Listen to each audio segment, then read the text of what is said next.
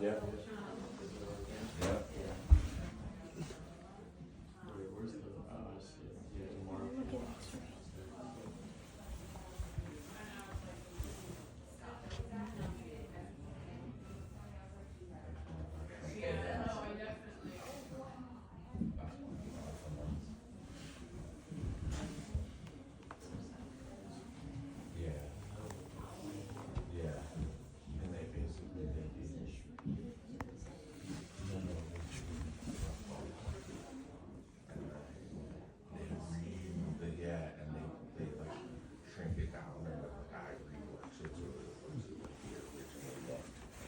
it's like a crazy art form.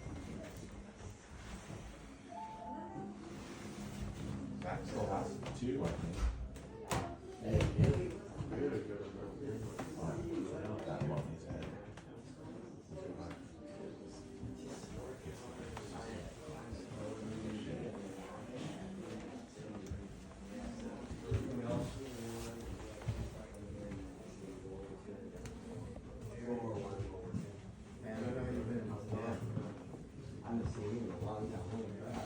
Yeah, right.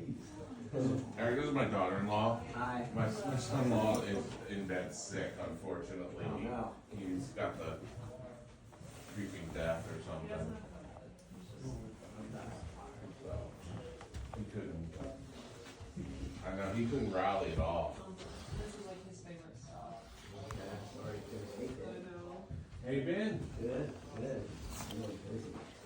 My job's gotten very complicated because I have to like raise funds and set the meetings with people I don't want to be engaged with. It's not like the fun part of just getting stuff, you know, putting it out. Sit there and pitch to people.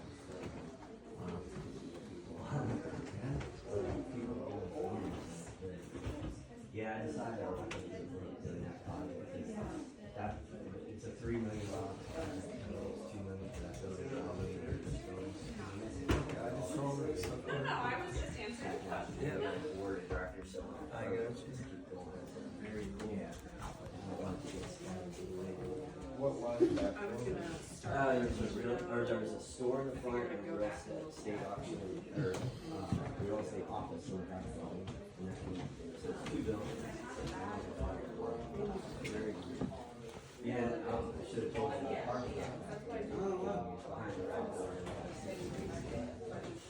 I remember I went over there as presidents over in Gettysburg. There's so much more. I don't know.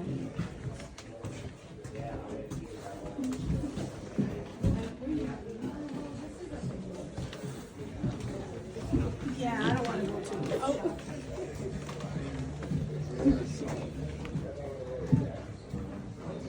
Enjoying yourself? I don't either. It's a private museum. It's, do you know of any other museums around? Because we're thinking of going up north and all that.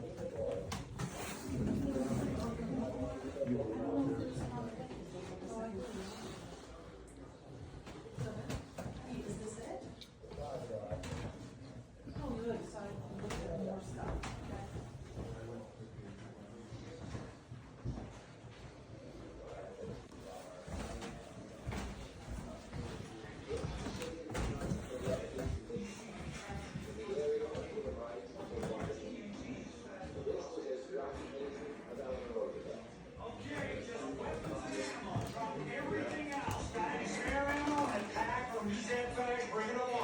Lieutenant, sir? I was wondering, sir, you need an extra hand? HU6 Jeep driver? So? What's your name, trooper? Lorraine, sir. Who would be Lorraine? Compton, second squad. Yes, sir. All right, you heard the word. Let's move, let's move. That particular event, you worked with him for the Medal of Honor for. Yep. And my understanding in reading the book was the only reason you didn't get it was because there was only one per division. One per division. Right. Well, as I go back, I give the training we had to prepare us for this, and And the men that are with him, it's the same thing with the men, they were prepared and, so there was that relationship, close relationship we were talking about a few minutes ago, that bonding. And, yeah, I've been going through this training over this period of time, over and over again. You didn't have to stop and explain to them what you want. You told them what you want, and they immediately, knew what you were driving at and what the job was to be. So, here's where the training pays off. Yeah, working together as a team. Working Clicking, together. everybody knows what's expected, what to And do. everybody is doing his job. Yeah, I You like don't that do- part. You don't do it yourself. You take everybody doing his job to get the thing done. The team. I like the comment in the book where you could tell which man it was at night by the shadow or by their outline. That's how well you knew people. And that's certainly that kind of training and expertise pays off. Definitely.